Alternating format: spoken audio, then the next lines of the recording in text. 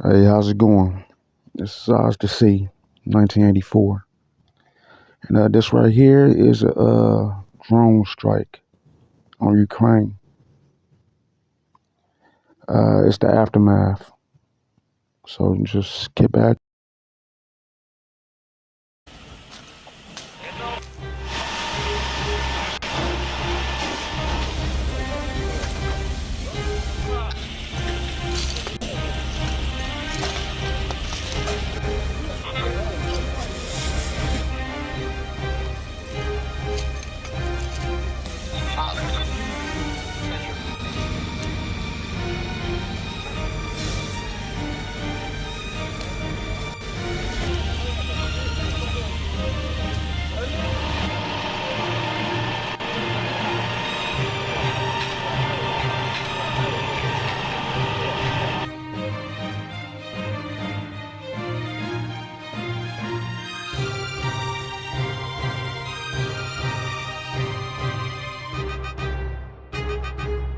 Doing 247 international criminal cases against Russia for environmental destruction, 14 of which are classified as ecocide.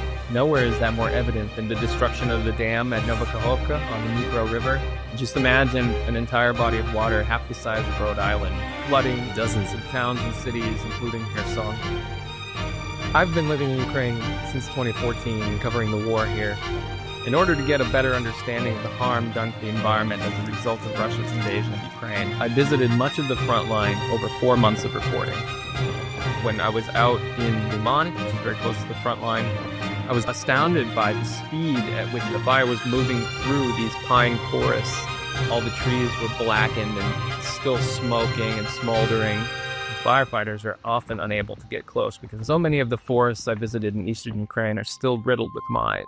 We're with the Ukrainian Emergency Services who are demining this road through the forest. Their primary job is to clear it so that there's access in case of wildfires. Ukraine is still battling to evict Russian forces from nearly 1/5 of its territory. Environmental experts have been trying to put a price tag on the environmental damage, tally that currently stands at more than $85 billion based on more than 7,000 different investigated crimes. Doing this project was a chance for me to explore an idea that I think a lot of Ukrainians feel, which is that ecocide is just a different form of Russia's intentional wiping out of Ukrainian culture. Here are the remnants of, looks like a grot. So there was a big challenge to figure out how to tell these stories in a visual way that show not just the damage to the environment, but how does this affect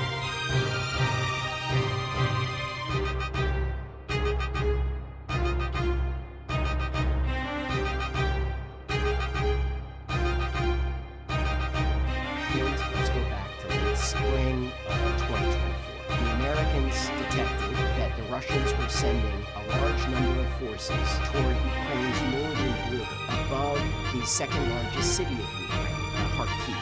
As they brought those forces towards that border, they started to bombard Kharkiv. And there was fear that if the Russians crossed the border, they would be able to use their shorter-range artillery in order to pulverize the city. And if that was successful, the population would be in threat and likely would have to evacuate the city. The Biden administration wanted to help Ukrainians defend themselves, but they did not want to get pulled into a direct conflict with Russia, which could potentially become a world war. It could potentially become a nuclear war. And so there was a rule that said that the CIA and the US military could provide intelligence that would allow the Ukrainians to target Russians on Ukrainian soil. But on the other side of the border, in Russia, the Ukrainians were not allowed to fire across the border using American intelligence or American shells and munitions. And so you had an asymmetry that was disadvantaging the Ukrainians and giving all of the benefits to the Russians. Pressure increased on the Biden administration to do something about it. And really the only thing that they could do was relax the rules. And so they created what's known as an ops box, a territory on Russian soil to provide the Ukrainians with intelligence, and the Ukrainians would be allowed to use US weapons to strike Russian forces. The Russians were not expecting the Americans to give the Ukrainians this authority. They were literally sitting in open fields, completely unprepared when the rockets came in, and the number of casualties that they suffered during these exchanges was among the highest of the entire war. This all brings us to where we are now. You got to be more thankful, because let me tell you, you don't have the cards. With us, you have the cards, but without us, you don't have any cards. The Ukrainians are worried that they will face a moment where the United States, after investing in the partnership, decides to walk away and leave that partner in a very precarious and